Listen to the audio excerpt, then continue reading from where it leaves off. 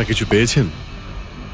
না স্যার, এমনিতেই তো জানা যায় যে কিভাবে আগুন লেগেছে, কিন্তু এখানে তো বোঝাই যাচ্ছে না যে আগুন লাগার কারণটা কি।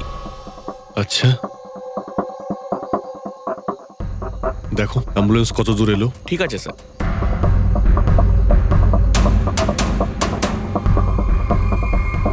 খুব বাজেভাবে ঝলসে গেছে। অদ্ভুত ব্যাপার, জানতেই পারা যাচ্ছে না যে আগুনটা কি করে লাগলো।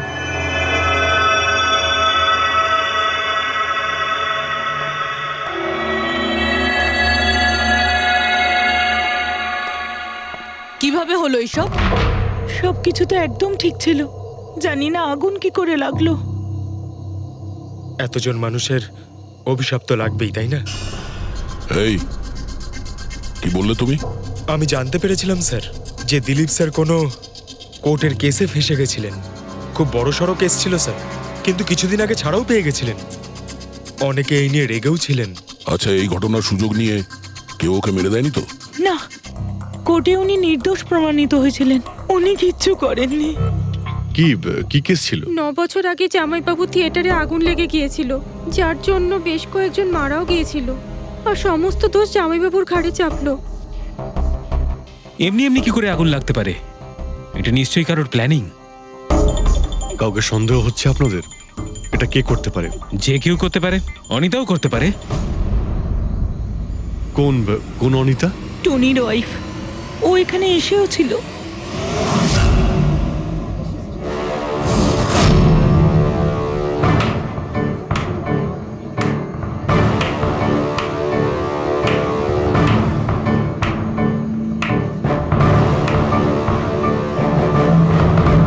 অনিতা, অন্য লোকের ঘর ভেঙে দিয়ে নিজের পরিবারের সঙ্গে এখানে ফুর্তি করা হচ্ছে। ভেরি গুড, ভেরি গুড, বাহ। কিন্তু একটা কথা মনে রেখো, ওই লোকগুলোর মতো তোমরাও ছটফট করে মরবে। সিকিউরিটি, এই চুপ, একদম চেঁচাবি না। বের করো একে বাইরে, বের করো। চলুন ম্যাম, বাইরে চলুন। আউট। মনে হচ্ছে তোদের কি পরিণতি হবে তা নিয়ে কোনো মাথা ব্যথা নেই। তোদের খারাপ সময় শুরু হয়ে গেছে, মনে রাখিস। তুই আমার টনির সাথে যা করেছিস না, মনে রাখিস এরপরে তুই আর বেশি দিন বাঁচবি না, শুনেছিস? তুই এই নিয়ে যাবে কে? তুই আর বাঁচবি না, নরকে যাবি তুই। আর তাকিয়ে দেখছো কি? নিয়ে যাবে কে? তোকে নরক যন্ত্রণা ভোগ করতে হবে, ছটফট করে মরবি তুই, মনে রাখিস। আরে যা।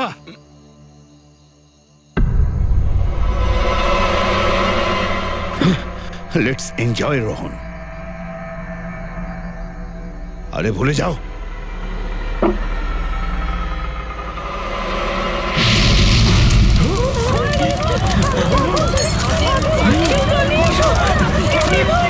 দিলীপ আর রোহনকে যে কেসে ফাঁসানো হয়েছিল, সেই কেসেই কোর্ট টনিকে শাস্তি দিয়েছিল।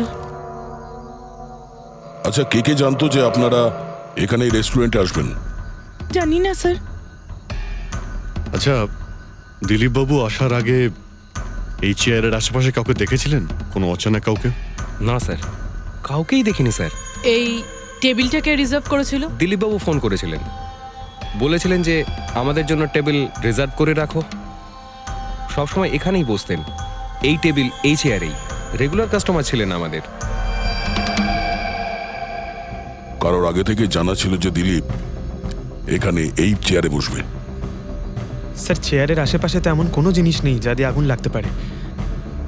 এই তো অদ্ভুত ধরনের মিস্ট্রি। সিসিটিভি ক্যামেরা,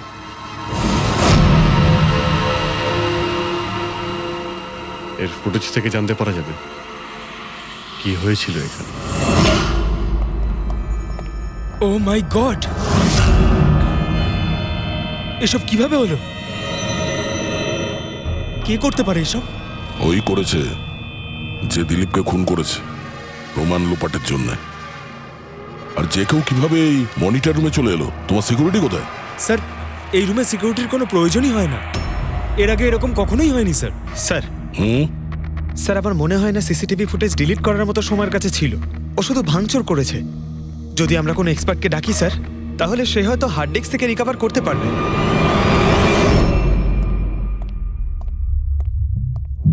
স্যার হ্যাঁ? স্যার 9 বছর আগে দিলীপ আর রোহনের একটা থিয়েটার ছিল যেটায় আগুন লেগে গিয়েছিল। এক্সিট এন্ট্রির দরজা বন্ধ থাকার কারণে 12 জন লোক আগুনে পুড়ে মারা যায়। ভিকটিমদের ফ্যামিলি যখন কেস করে তখন ইনভেস্টিগেশনে জানা যায় যে সেই সময় একজন গার্ড ছিল। হ্যাঁ, টনি। হ্যাঁ স্যার। স্যার কোর্টে এটা প্রমাণ হয়ে গিয়েছিল যে টনি অনেক মদ খেয়েছিল আর মদের নেশা সে এতটাই চুর ছিল যে ইমার্জেন্সি এক্সিটের দরজাও খুলতে পারেনি। হ্যাঁ, কিন্তু এই টনির স্ত্রী অনিতা এটা মানতে রাজিই নয় যে ভুলটা টনি করেছিল। স্যার শুধু উনিই নন, অনেক আর্টিকেল এবং নিউজ পেপারও কিন্তু কোর্টের সিদ্ধান্তের ব্যাপারে কথা বলেছিল। যখন এই ঘটনাটা ঘটেছিল তখন দিলীপ আর রোহনের বিরুদ্ধে সলিড এভিডেন্স ছিল, কিন্তু তারপর কেস চলতে থাকলো। 9 বছর হয়ে গেল। কিছু প্রত্যক্ষদর্শী বয়ান বদলে দিল আর কিছু লোক বাইরে চলে গিয়েছিল। স্যার, দিলীপ আর রোহন নিশ্চয়ই টাকা আর ক্ষমতার অপব্যবহার করেছে, আর এই কথাটা নিশ্চয়ই টনি জানতে পেরেছিল। ওই হয়তো পাঠিয়েছে অনিতাকে দিলীপকে মারার জন্য। কিন্তু ফেডরিক, যখন অনিতা ওখানে ছিলই না, তাহলে আগুন লাগালো কি করে? না না, সিকিউরিটির লোকেরা তো ওকে বাইরে বের করছিল ওই রেস্টুরেন্ট থেকে। এমন কি জিনিস ছিল যার জন্য হঠাৎ করে আগুন লাগলো? স্যার হয়তো ডক্টর সালুংখে আমাদের কোনো হেল্প করতে পারে। না হলে অনিতা।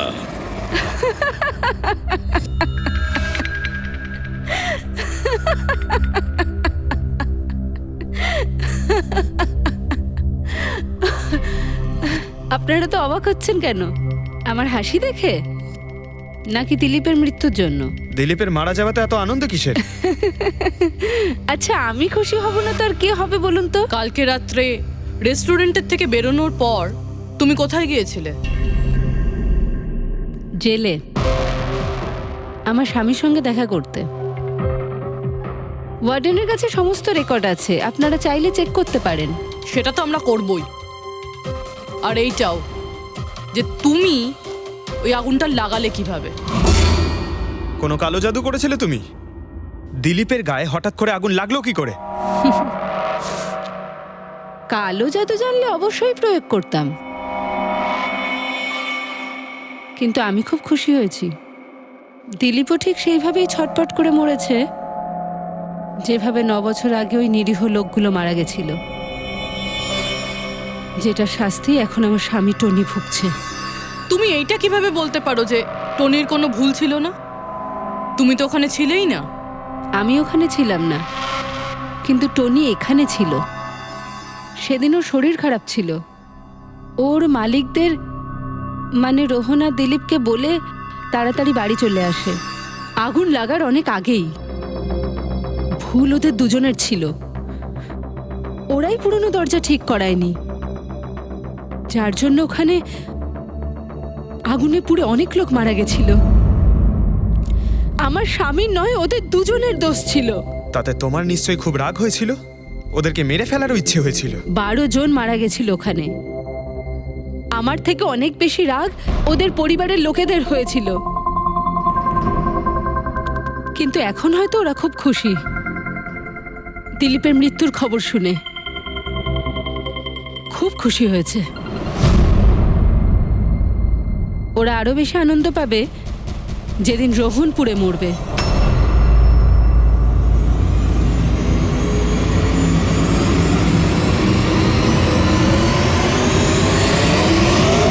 স্যার 42 জন আছে, ওই 12 জন ভিকটিমের কাছের আত্মীয় আর ফ্যামিলির লোকেরা মিলে। সাসপেক্ট বেশি আর সময় কম। স্যার, এই 42 জন লোকের মধ্যে সবার আগে সেই সমস্ত লোকেদের নাম সরিয়ে দিতে হবে যারা কালকে দিলীপের মৃত্যুর সময় শহরে ছিল না। স্যার 9 বছর হয়ে গেছে এই ব্যাপারটার। হয়তো অনেক মানুষ দেশ ছেড়েও চলে গিয়েছে, আর কিছু লোক হয়তো এই পৃথিবীতেই আর নেই। তারপরেও খোঁজ তো নিতে হবে। দেখো কজন শহরে ছিল যখন দিলীপের মৃত্যু হয়।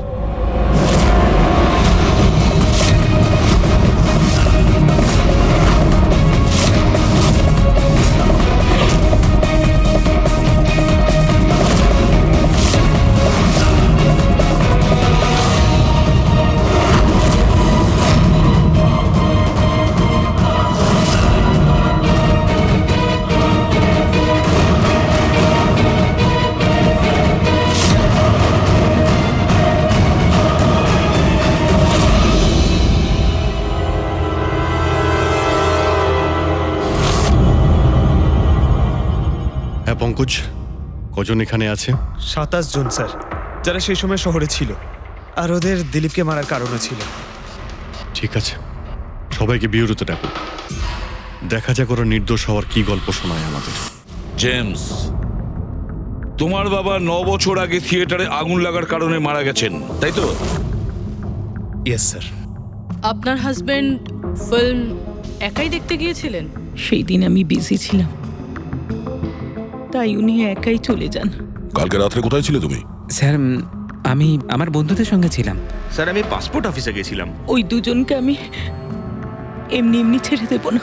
তো কি করেছিলে তুমি? ভেবেছিলাম যে দিলীপের সাথে ফেস টু ফেস দেখা করব, আর ওকে জিজ্ঞেস করব যে তুমি এরকম কেন করলে। স্যার তারপরে আমি আমার বন্ধুদের সাথে বাড়িতে যাই। আমি আমার ওয়াইফের সাথে মলে ছিলাম।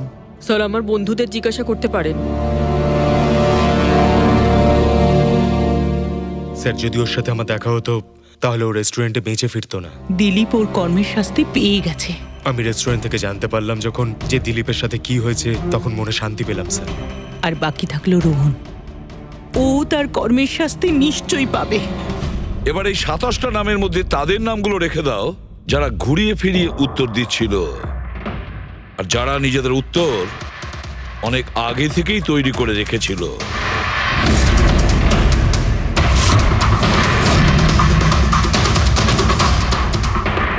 স্যার এবার 15 জন রইল। এবার এই 15 জনকে ওই দিনের ব্যাপারে জিজ্ঞাসা করতে হবে যখন 9 বছর আগে থিয়েটারে আগুন লেগেছিল। দেখা যাক কে সব থেকে বেশি রেগে যায় আর কে মুখ ঘুরিয়ে নেয়। স্যার আমার ভাই মাধ্যমিক পাশ করেছিল। ও বলেছিল বন্ধুদের পার্টি দিতে চায়, সিনেমা দেখাতে চায়, টাকা দাও। স্যার আমি সেই জন্য ওকে টাকাও দিয়েছিলাম। হয়তো ওই টাকাটা আমার ওকে দেওয়া একেবারেই উচিত হয়নি স্যার। যে এই কাজটা করে থাকুক খুব ভালো করেছে। আজকে আমি খুশি, আজ আমি খুব খুশি। কুমারবাবু, আপনি ইউনিভার্সিটিতে ফিজিক্সের প্রফেসর, তাই তো? Yes sir, head of the department physics. কিন্তু আমার নিজের ছেলেরই পড়াশোনায় কোনো ইন্টারেস্টই ছিল না। অনেক বকেছি আমি ওকে, কিন্তু তাতে কোনো রকম কোনো লাভই হয়নি। 1 নম্বরের বদমাইশ হয়ে উঠেছিল। সেদিনও কলেজ বাঙ্ক করে বন্ধুদের সাথে সিনেমা দেখতে চলে গিয়েছিল। আর স্যার তারপর ও আর কোনোদিন বাড়ি ফিরে আসেনি। হিমেশ, রাইট? তুমি কন্ট্রাক্টর না? হ্যাঁ স্যার। হিমেশ, 9 বছর আগে তুমি তোমার স্ত্রীর সঙ্গে সিনেমা দেখতে গিয়েছিল ওই সিনেমা হলে। আমাদের নতুন নতুন বিয়ে হয়েছিল, স্যালোনির সাথে সিনেমা দেখতে গিয়েছিলাম। ওর খুব খিদে পেয়েছিল, আমি সিঙ্গাড়া আনতে বাইরে গেছিলাম। আমি আমি ওখানে ফিরে গিয়ে দেখলাম ওখানকার দরজা লক হয়ে গেছে, আর ভেতর থেকে লোকেদের চিৎকার চেঁচামেচি শোনা যাচ্ছিল, আর আর খুব ধোঁয়া বেরোচ্ছিল ওখান থেকে। আমি স্যার দরজা খোলার অনেক চেষ্টা করেছিলাম, আমি খুব চেষ্টা করেছিলাম। আমি পাগলের মতো দরজায় ধাক্কা দিতে থাকি। সালোনি সালোনি সালোনি বলে আমি চিৎকার করতে থাকি, কিন্তু আমি কিচ্ছু করতে পারিনি স্যার। আমি কিচ্ছু করতে পারিনি, আমার সালোনিকে আমি বাঁচাতে পারিনি। ওখানে তো একটা গার্ডও ছিল না, টনি? ও কি দরজা খোলেনি? ছিল না স্যার। ওখানে কোনো গার্ড মানে আর কাউকে দেখেছিলে তুমি? কেউ ছিল না স্যার, কেউ ছিল না। আমি 9 বছর আগে কোর্টে যে কথা বলেছি আজও তাই বলছি। যখন সিনেমা হলে আগুন লেগেছিল তখন টনি ওখানে ছিল না স্যার।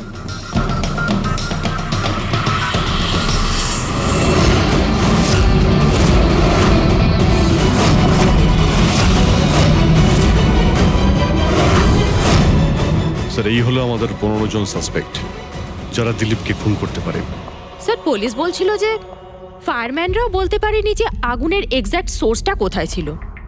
ওরা তো দেখা মাত্রই জানতে পেরে যায়, তাই না? জানতে পেরে যায়, যে ওখানে এমন কি জিনিস ছিল যাতে আগুন ছড়িয়ে পড়ে, কিন্তু ওরা জানতে পারেনি।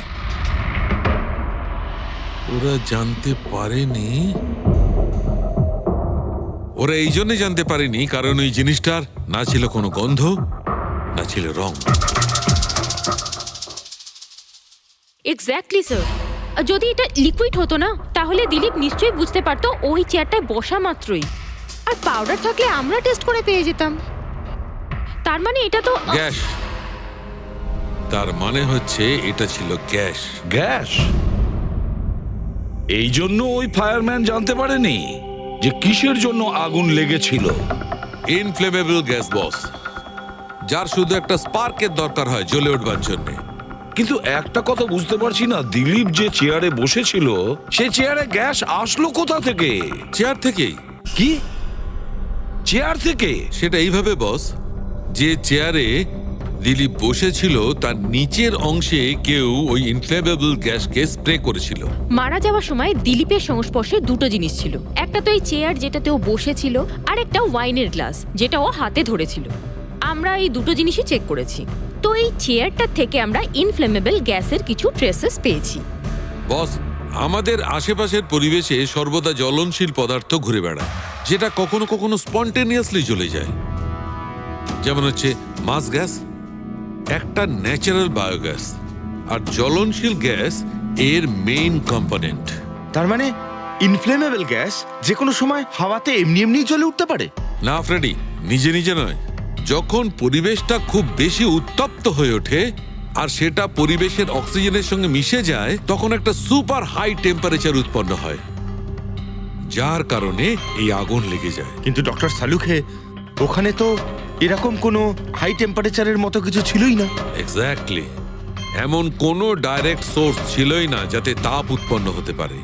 বস, এই জন্যে আমার মনে হচ্ছে খুনি কোনো এক্সট্রা ডিভাইস ব্যবহার করেছিল এই এত বেশি টেম্পারেচার উৎপন্ন করার জন্য।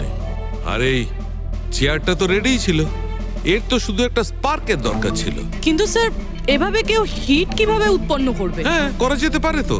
যেমন উদাহরণস্বরূপ ম্যাগনিফাইং গ্লাস। ম্যাগনিফাইং গ্লাস দিয়ে সূর্যের রশ্মিকে বিশেষভাবে ফোকাস করে আমরা ছেলেবেলায় কাগজ পড়াতাম।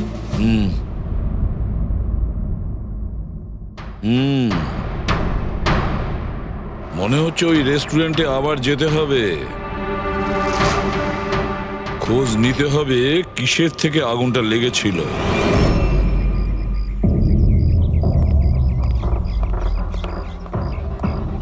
সব জায়গায় দেখে ফেলেছি স্যার, কিন্তু এমন কিচ্ছু খুঁজে পেলাম না যাতে আগুন লাগতে পারে। আর এটা ওপেন এয়ার রেস্টুরেন্ট। যখন খুনি দিলীপের চেয়ারের নিচে ওই ইনফ্লেমেবল গ্যাস স্প্রে করেছিল, কেউ তো দেখেছিল। সেটাই তো, চেয়ারে হঠাৎই আগুন লেগে যায় আর দিলীপ পুড়ে মারা যায়। কেউ কিছু দেখেনি, আর না আমরা কোনো প্রমাণ পাচ্ছি। স্যার,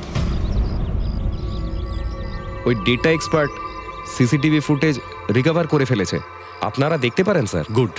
দয়া, তুমি গিয়ে দেখো, ততক্ষণ আমি এখানে দেখছি কিছু পাওয়া যায় কিনা।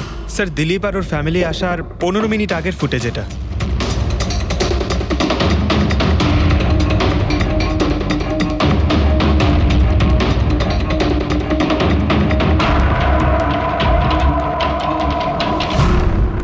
এ চেয়ার চেঞ্জ করছে। এর কোনো দ্বিতীয় অ্যাঙ্গেল আছে কি এই সময়েরই? চেক করো। 1 মিনিট স্যার।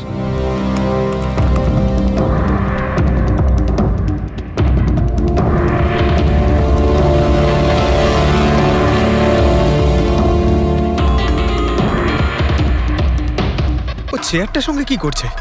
গ্যাস স্প্রে করছে নাকি? হ্যাঁ, ও নিজের চেয়ারে গ্যাস স্প্রে করলো, আর ও নিজের চেয়ারের সঙ্গে ওই চেয়ারটা বদলে দিল যেটায় দিলীপ বসতো।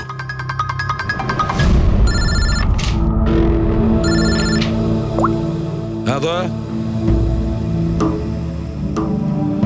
আচ্ছা, গ্রেট, গুড ওয়ার্ক দয়া, গুড ওয়ার্ক। কি হলো স্যার? যে দিলীপের চেয়ারটা কারসাজি করেছিল তার খোঁজ পাওয়া গেছে। সে আসলে একটা লোক, ওর শারীরিক গঠনটাও জানা গেছে। আর দেখি আমরা, দয়া ফটোটা পাঠাচ্ছে।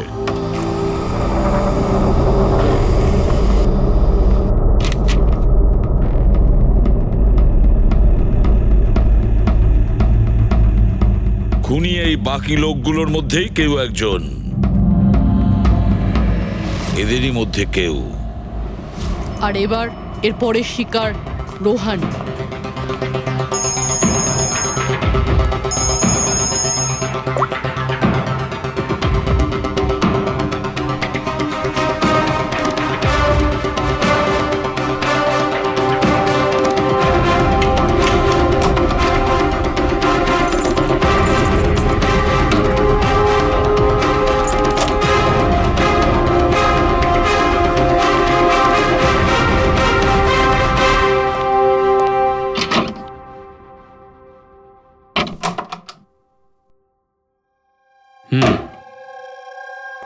আমার মনে হয় কারোর আমার আর দিলীপের মুক্তিতে অসুবিধা হচ্ছে।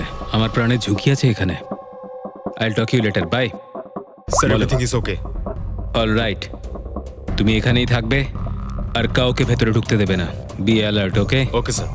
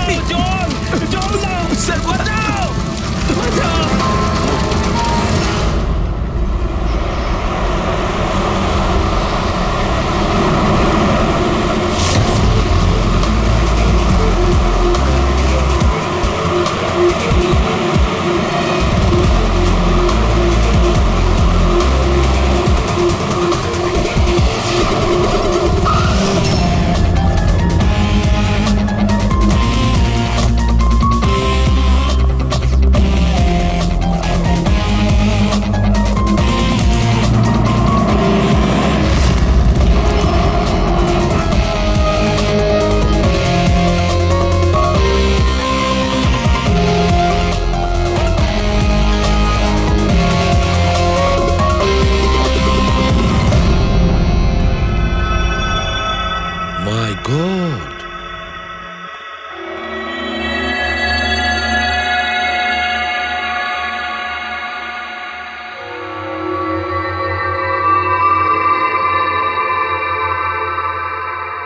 কি হয়েছিল এখানে আর কিভাবে?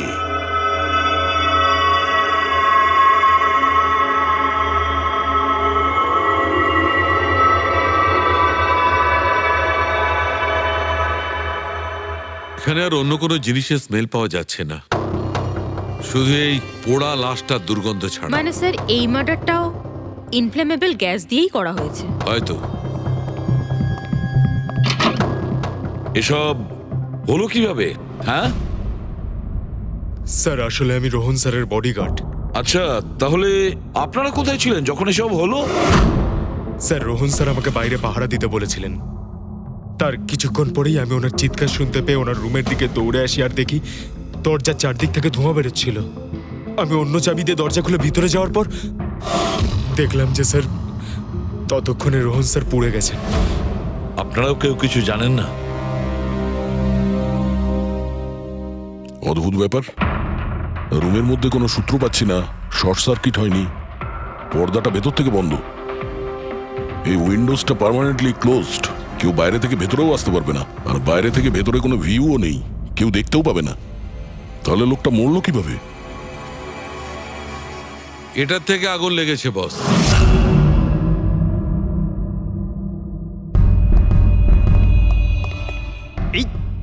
এই জিনিসটা দিয়ে এটা কি স্যার? এটা হচ্ছে ফিলামেন্ট। ফিলামেন্ট? ইলেকট্রিক বাল্বের ভেতরের ফিলামেন্ট। যখন এই ফিলামেন্টের ভেতর দিয়ে ইলেকট্রিক পাস করানো হয় তখন এটা গরম হয়ে লাল হয়ে যায়। বস, খুনিও এই টেকনিকটাই ব্যবহার করেছে ওই জ্বলনশীল গ্যাসটাকে জ্বালানোর জন্য। কিন্তু ওই রেস্টুরেন্টে যেখানে দিলীপ মারা গিয়েছিল ওখানে তো আমরা এরকম কোনো ফিলামেন্টের মতন কিছু পাইনি। বস, এত ছোট্ট একটা জিনিস, ওটা খোলা জায়গা, হয়তো কোথাও উড়ে চলে গেছে, কিন্তু এখানে তো পুরো ঘরটাই বন্ধ, তাই জন্যে খাটের তলায় এটা আমি পেয়ে গেছি। কিন্তু স্যার, ফিলামেন্ট দিয়ে ইলেকট্রিক পাস করানোর জন্য ওয়্যারসের কোনো না কোনো কানেকশন তো থাকা উচিত বেড পর্যন্ত। আছে, এখানেই নিশ্চয় কোথাও আছে। পুরো বেড চেক করেছি আমরা, রুমটাও চেক করেছি, এরকম কিছুই তো পাইনি আমরা। দয়া, ওই দরজাটা কিসের? Manager, yes sir. ওই দরজার ওপারে কি আছে? স্যার, আর একটা রুম আছে, এই রুমের সাথে ওটা কানেক্টেড। এমনিতে এই দরজাটা সিল থাকে, এটাকে কেউ খোলে না স্যার। খুলুন এই দরজাটা। Yes sir. আসুন স্যার।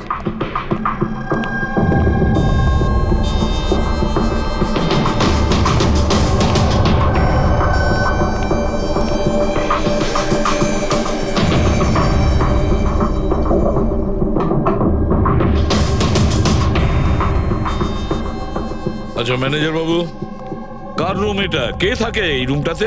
কোনো একজন গেস্ট স্যার, ডিটেলস চেক করতে হবে। দেখুন। Okay sir.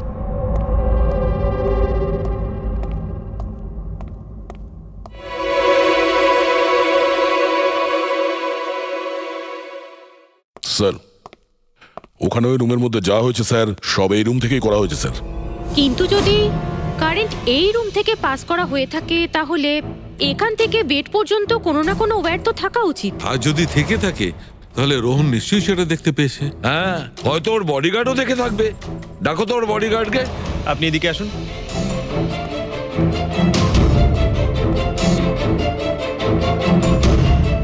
একটা কথা বলো, যখন তুমি রোহনের ঘরে এসেছিল তখন কোনো তার দেখেছিলে এখানে এই দরজা থেকে ওই রুম পর্যন্ত? কোনো কিছু? না স্যার, রোহন স্যার এই রুমে ঢোকার আগে আমি এই রুমটাকে খুব ভালো করে চেক করেছিলাম, কিন্তু তার বা সেরকম কিছু আমার চোখে পড়েনি। ঠিক আছে, যাও তুমি। যাই হোক না কেন দয়া, খুনি এই দরজাটা ব্যবহার করেছে। এই দরজা দিয়ে রোহনের রুমে আসে আর রোহনের বেডে ইনফ্লেমেবল গ্যাস স্প্রে করে, আর যে কোনো ভাবেই হোক ফিলামেন্টে কারেন্ট দিয়ে দেয়, তাতে ফিলামেন্ট গরম হয়ে যায় আর ইনফ্লেমেবল গ্যাসে আগুন ধরে যায়, আর তাতে রোহনের মৃত্যু হয়। বস, একটা কথা কিন্তু ঠিক, খুনি যেই হোক না কেন তার ইলেকট্রিক আর কেমিক্যাল সম্পর্কে খুব ভালো জ্ঞান আছে। প্রফেসর কুমার, ফিজিক্সের প্রফেসর কুমার, ওর থেকে আর কে বেশি জানতে পারে এই ব্যাপারে? স্যার, ওই প্রফেসর কুমারের সঙ্গে দেখা করো। স্যার। দয়া, আমিও যাব তোমার সঙ্গে।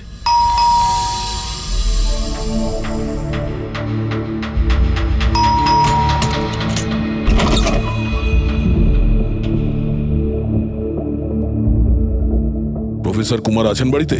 হ্যাঁ আছেন, কিন্তু আপনারা? সিআইডি। সিআইডি? সব ঠিক আছে তো স্যার? হ্যাঁ, ওনাকে কিছু জিজ্ঞাসা করার আছে। কোথায় উনি? বাইরে বাচ্চাদের পড়াচ্ছেন, আমি ডেকে আনছি। ঠিক আছে ঠিক আছে, আমরা দেখছি।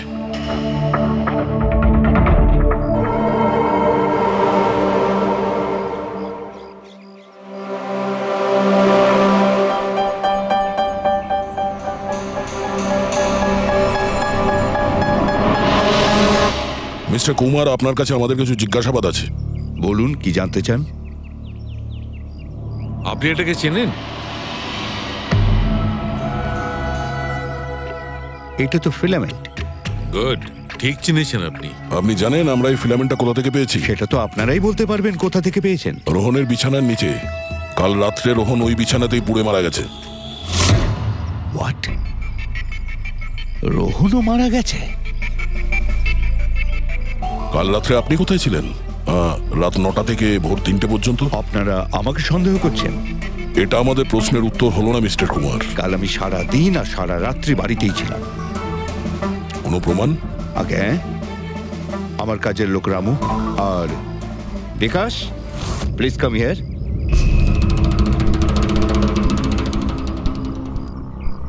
Yes sir. এনাদের বলো যে কাল কোথায় ছিলাম। স্যার আমাদের সবার এক্সট্রা ক্লাস নিচ্ছিলেন এই বাড়িতেই। কটা থেকে কটা পর্যন্ত? স্যার সন্ধ্যা 6টা থেকে ভোর 5:30 পর্যন্ত। সামনেই আমাদের এক্সাম, তাই আমরাই স্যারকে রিকোয়েস্ট করেছিলাম এক্সট্রা ক্লাস করানোর জন্য। ঠিক আছে স্যার, তুমি যাও বাবা। স্যার, আমার আরো 5 জন স্টুডেন্টস আছে যারা কাল সকাল 9টা থেকে 5:30 পর্যন্ত আমার কাছে ছিল। বলেন তো ওদেরও ডাকি? ঠিক আছে, এবার আমি যেতে পারি স্টুডেন্টদের পড়াতে? Please please. Thank you.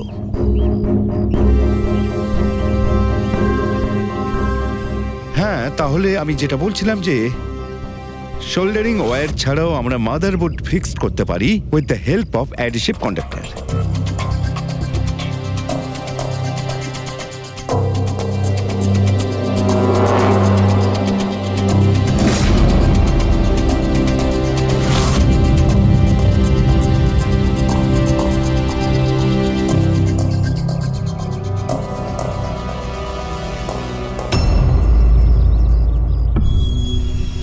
My god, my god! আরে ভাই, কি ব্যাপারটা? কি?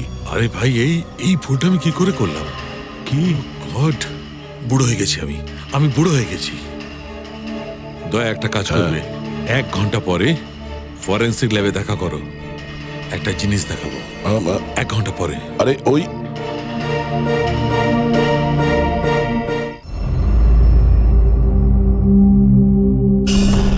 হ্যাঁ বস, একটা কাজ করো, এই সুইচটা দিয়ে ওই বাল্বগুলোকে জ্বালাও। এই সুইচ দিয়ে? এই সুইচ দিয়ে? হ্যাঁ হ্যাঁ, এই সুইচটা দিয়ে। আরে এর মধ্যে কোনো কানেকশন দেওয়া নেই, কিভাবে জ্বলবে? তুমি প্রশ্ন করো না, কখনো কখনো আমার কথাটাও মেনে নাও। কখনো কখনো। এই অন করলাম। কই স্যার, কিছুই তো হলো না। হবে হবে। আরে কি হবে? কিছুই হবে না। হবে ভাই, বিলিভ মি, হবে। 1 মিনিট। আরে ওর শরীর ঠিক আছে তো? হ্যাঁ স্যার জানি না কি হয়েছে, প্রফেসর কুমারের সঙ্গে দেখা করে আসার পর থেকেই উনি বাল্ব নিয়ে খেলে যাচ্ছেন। একটা কথা বলো, ওই ফিঙ্গারপ্রিন্ট গুলোর খবর কি, যেগুলো তুমি হোটেলের লোকেদের কাছ থেকে নিয়েছিলে আর ওই রুমটা থেকে নিয়েছিলে? স্যার অনেক ফিঙ্গারপ্রিন্টস পাওয়া গেছে, কিন্তু সবগুলো স্টাফ মেম্বারসদেরই, এছাড়া আর কারোর পাওয়া যায়নি। এটা কিভাবে সম্ভব? এই যে দাদা, একটু এই দিকেও দেখুন। হ্যাঁ হ্যাঁ দেখছি। হ্যাঁ,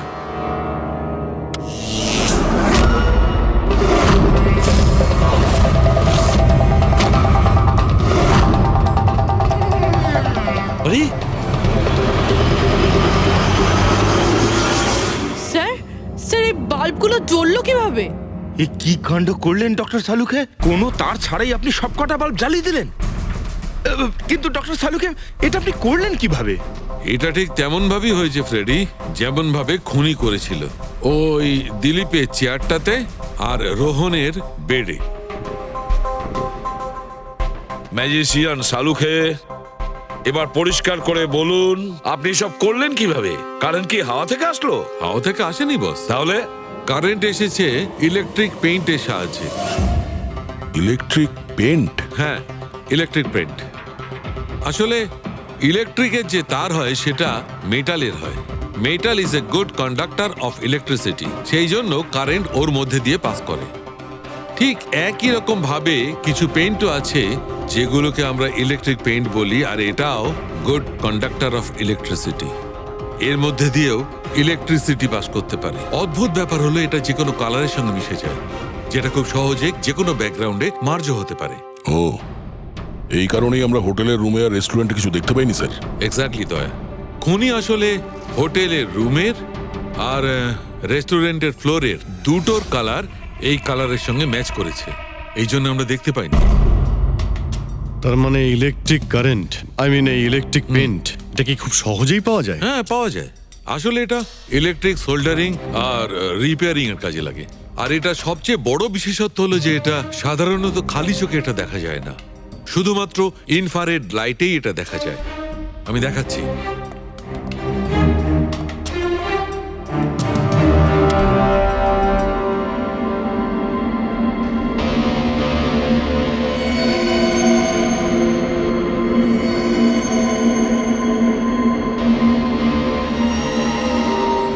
দেখেছো বস? হ্যাঁ, খনিও ঠিক এইভাবেই ইলেকট্রিক পেইন্টের ব্যবহার করেছে আর এই সার্কিট তৈরি করেছে।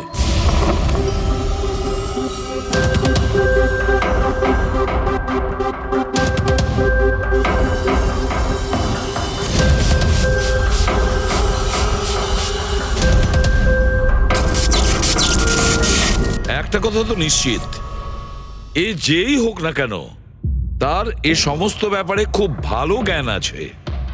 কিন্তু স্যার, এদের মধ্যে খুনিকে ওই প্রফেসরের সঙ্গে তো কথা বলে নিয়েছি স্যার, ও তো না, এই মুন্সি।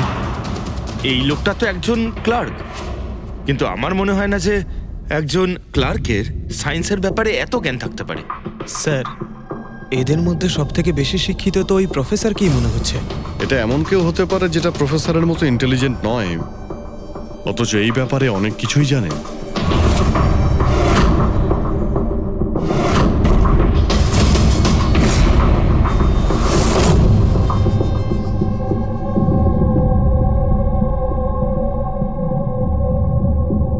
সেই লোকটা অভিজিৎ, এই লোকটাই সে।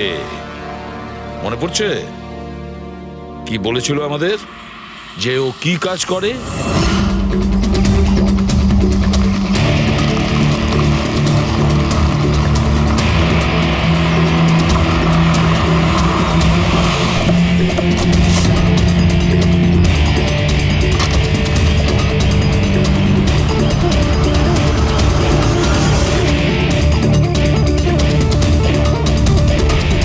যাওয়া যাক শ্বশুর বাড়ি।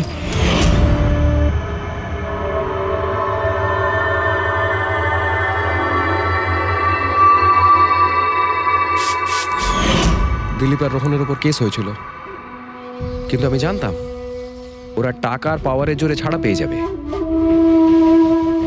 কিন্তু ওদের কাছে টাকা থাকলে আমার কাছে ছিল বুদ্ধি। অনেক মাস ধরে ওদের আমি ফলো করেছি, ওরা কোথায় যাচ্ছে, কি করছে, কার সাথে দেখা করছে, সবকিছু। আর শেষ পর্যন্ত ওদের দুজনকে মারার উপায় আমি পেয়েই যাই, ইলেকট্রিক পেন্ট আর সার্কিটের মাধ্যমে। এই দুটো জিনিসের বিষয়ে আমি খুব ভালো করে জানতাম। ব্যাস, দিয়ে দিলাম দুজনকে শাস্তি। দুজনকে মেরে ফেলেছি জ্যান্ত পুড়িয়ে, যেভাবে ওরা আমার সালোনিকে মেরেছিল। হিমেশ, তোমার স্ত্রীর সঙ্গে যা কিছু হয়েছে সেটার জন্য আমরা সবাই দুঃখিত, কিন্তু দিলীপ আর রোহনকে মেরে তুমি কি পেলে? তুমি কি ফিরে পেলে তোমার স্ত্রীকে? প্রতিশোধের আগুনে পুড়ে তুমি দুজনকে মারলে, আইন তোমাকে কোনোদিন ক্ষমা করবে না। কঠোর থেকে কঠোরতম শাস্তি হবে তোমার।